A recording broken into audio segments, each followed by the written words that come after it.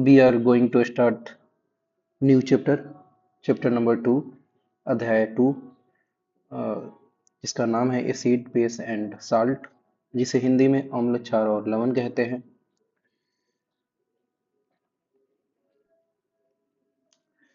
देखते हैं क्या क्या सिलेबस है इस चैप्टर के अंदर। सबसे पहले हम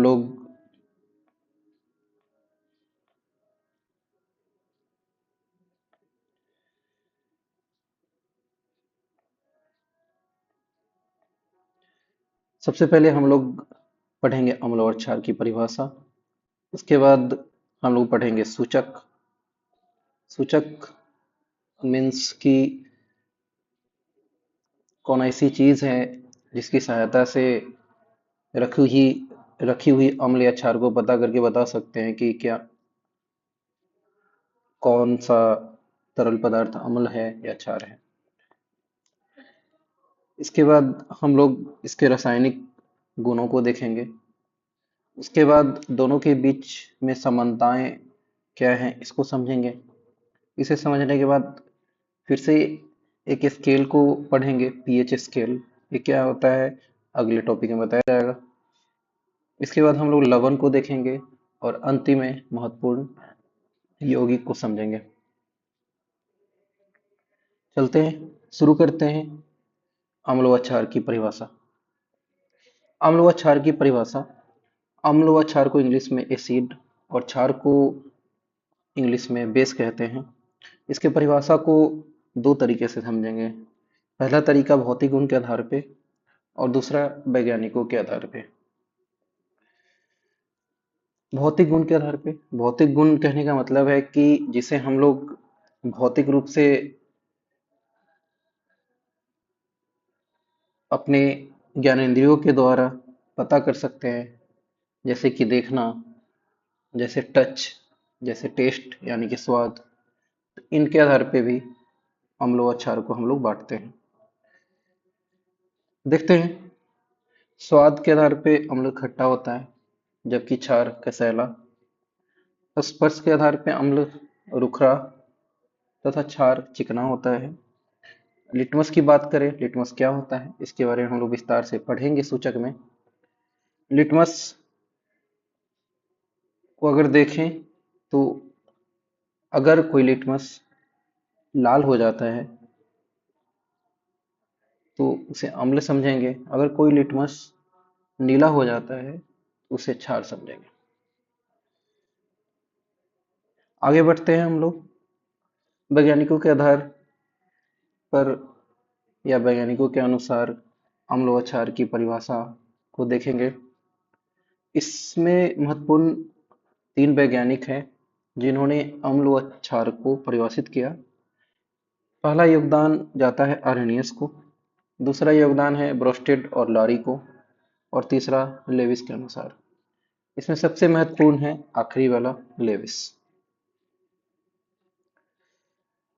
आर्हेनियस के अनुसार अम्ल व क्षार को समझते हैं। आर्हेनियस के अनुसार अम्ल वह है जो जल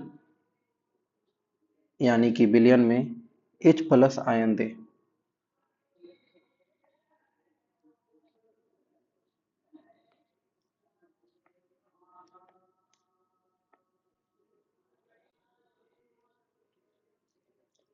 तथा क्षार वह है जो जल विलयन में OH- आयन दे। इसको उदाहरण के साथ समझते हैं। जैसे कि HCl लिक्विड, जब पानी के सॉल्यूशन में जब इसको हाइड्रोलाइसिस करेंगे, जब तोड़ेंगे तो दो आयन बनेगा, H+ और Cl-। यहाँ H+ आयन रिलीज हो रहा है, टूटने पर H+ आयन रिलीज हो रहा है, जैसा कि हम लोग देखे हैं अम्ल में जो जल विलयन में H+ आयन थे। तो यहाँ पर जल के विलयन में HCl H+ आयन दे रहा है। आगे देखते हैं H2SO4। H2SO4 भी जब टूटेगी H2 पानी के विलयन में तो 2H+ आयन देगी। चूंकि H+ आयन दे रही है इसीलिए दोनों उदाहरण जो हुए वो हुए अम्ल के।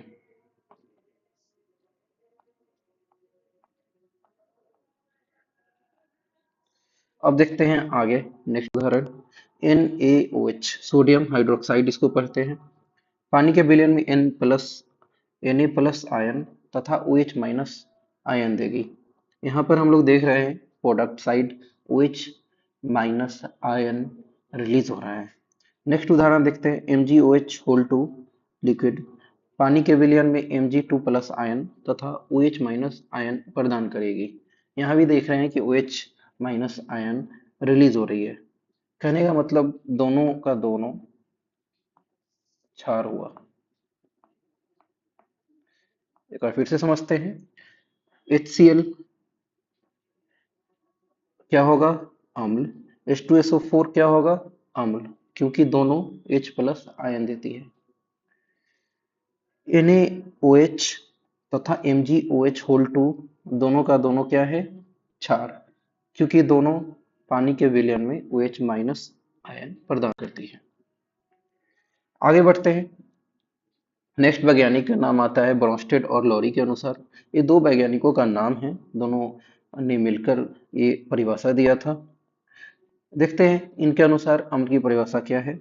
तो जो जो भी प्रोटॉन यानी कि H+ को प्रदान करे उसे अम्ल कहते हैं, जबकि क्षार जो प्रोटॉन H+ को ग्रहण करे उसे क्षार कहते हैं। इन दोनों को उदाहरण के साथ समझते हैं। देखते हैं H+ हाइड्रोजन फ्लोराइड क्या है? अम्ल है कि क्षार है? समझते हैं। जब इसको तोड़ते हैं, जब डिकम्पोजिशन करते हैं, तो तोड़ने पर ये H+ आयन तथा F- में बढ़ जाता है। क्योंकि H+ आयन प्रोटॉन को प्रोटॉन को हम लोग H+ आयन भी कहते हैं। तो जहाँ H+ आयन है उसे हम लोग एक सिंगल प्रोटॉन कह सकते हैं, क्योंकि H+ में हाइड्रोजन में एटॉमिक नंबर 1 होता है, यानी कि प्रोटॉन भी एक होगा। इसीलिए प्रोटॉन का मतलब H+ भी होता है। क्योंकि H+ यहाँ प्रदान हो रहा है, निकल के आ रहा है, इसीलिए HF को हम लोग अम्ल कहेंगे। एक और उदाहरण देखते हैं NH4+ अमोनियम आयन इसे कहते हैं। ये क्या है? अम्ल है कि क्षार है? इसे समझते हैं। ये जो है टूटने के बाद H+ तथा NH3 यानी कि अमोनिया में बट जाता है। यहाँ भी देखते हैं कि H+ ion product side release हो रहा है, यानी कि यह प्रोटॉन है। चूंकि प्रोटॉन रिलीज हो रहा है, जो H+ आयन प्रदान करे उसे अम्ल कहते हैं, इसलिए NH4+ भी अम्ल होगा। यहाँ एक शब्द आता है कंजुगेट क्षार और कंजुगेट क्षार, और अगले वाले में आएगा कंजुगेट अम्ल। चूंकि HF+ चूंकि HF अम्ल है, इसीलिए F- जो होगा वो कंजुगेट क्षार हो जाएगा। क्या होगा? क्षार। ठीक उसी प्रकार से NH4 अम्ल है, तो बाकी जो बाई प्रोडक्ट है NH3 इसको कंजुगेट क्षार कहेंगे। ठीक इसका उल्टा जब जब हम लोग कर देंगे तो क्षार का उदाहरण मिल जाएगा।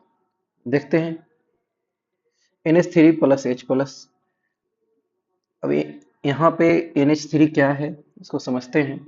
जब H+ आयन को जब जोड़ते हैं, मतलब कि जब ग्रहण करता है, तो ये NH4+ बन जाता है।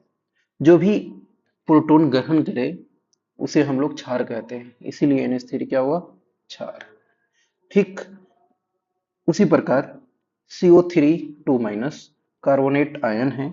H+ जब ये ग्रहण करता है तो पर कार्बोनेट या हाइड्रोजन कार्बोनेट बन जाता है, यानी कि जो ग्रहण करे प्रोटॉन उसे हम लोग क्षार कहते हैं। तो यहाँ पर CO3 2- क्षार हुआ। प्रोडक्ट साइड में चूंकि ये क्षार है, NH3 क्षार है, CO3 2- क्षार है, तो इनका जो प्रोडक्ट होगा इसे हम लोग अम्ल कहेंगे। लेकिन सीधा अम्ल ना बोलकर इन्हें कंजुगेट अम्ल बोलेंगे। नेक्स्ट बढ़ते हैं लेविस के अनुसार। लेविस के अनुसार ये काफी इंपॉर्टेंट है। लेविस सब लोग proton, H plus ion, OH minus ion के अनुसार परिभाषित कर रहे थे अम्ल और क्षार को, लेकिन लेविस साहब अम्ल को और क्षार को इलेक्ट्रॉन के सेंस में परिभाषित करने का काम करते हैं, जो कि आगे चल के सबसे ज्यादा एप्लीकेशन में आता है।